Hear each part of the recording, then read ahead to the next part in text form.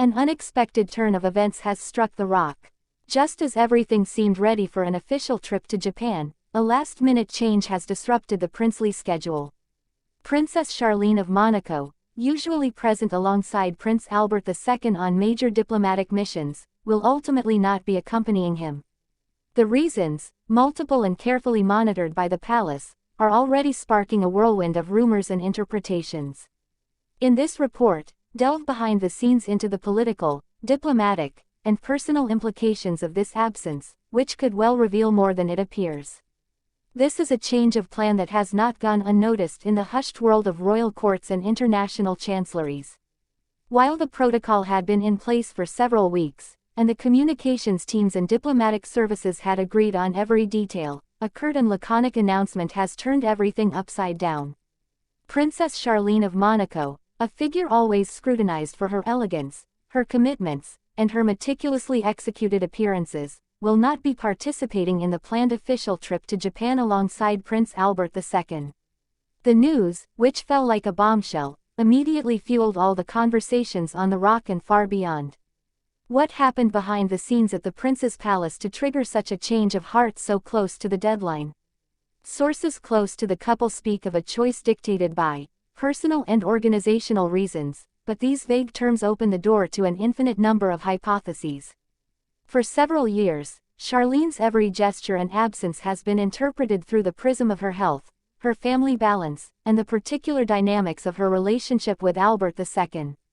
Every international trip is not only a diplomatic mission but also a media showcase. In this context, Japan offered a perfect setting to display the unity and influence of the princely couple, particularly in the face of the Japanese imperial family, renowned for its strict protocol and keen sense of symbolism. Charlene's absence could therefore be seen as a missed opportunity, but it could also reflect a calculated communications strategy aimed at focusing attention on Albert II and the purely political stakes of this visit. Officially, there is no tension to report, and the palace insists on the continuity of the princess's commitments on Monegasque territory. But in private salons and social circles, murmurs are rife. Some suggest a busy schedule in Monaco, with local projects that would require her constant presence. Others see it as a desire to reduce media pressure on Charlene, who, since returning from South Africa after long months of convalescence, seems to be favoring more targeted and spaced-out appearances. From a diplomatic perspective, the absence of the wife of a head of state during a meeting with an imperial family is rare, but not unprecedented. In some situations, it can even be perceived as a sign of delegation or concentration on the purely political aspects of the mission.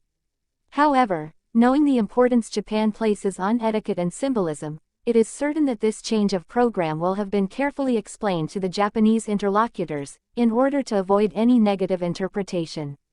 Prince Albert II, for his part, will travel alone to Tokyo, surrounded by advisors and members of his cabinet. His mission, according to available information, will focus on strengthening bilateral relations, economic exchanges, and environmental cooperation, a topic to which he devotes a large part of his international activities. Without Charlene's presence, he will also have to handle the protocol and social aspects of events alone, a task he is familiar with but which is usually shared with his partner. From a media perspective, this absence is a test. Official images will show a solitary prince at ceremonies, posing with his Japanese guests, attending receptions and state visits. Royal analysts will not fail to compare these photos to those of other past trips, where Charlene's complicity and presence added a glamorous and human dimension to official meetings. On the Monegasque side, reactions range between understanding and concern. Many still remember the months when the princess's prolonged absence fueled persistent rumors about her health and private life. Every decision not to travel is therefore scrutinized with increased intensity, even when the reasons are perfectly mundane or purely logistical. Still, the already packed official calendar could provide clues as to what's next. If Charlene quickly reappears at a public event in Monaco, it will confirm that this is only a one-off adjustment.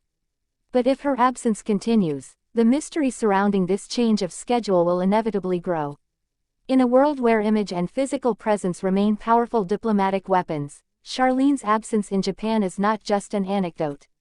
It raises broader questions about how the royal couple manages their role on the international stage, the balance between public and private life, and how a modern monarchy must navigate protocol and the unexpected.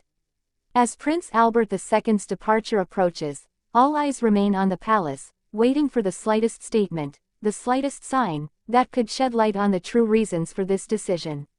Do you think this absence is purely diplomatic, or does it mask a more complex reality?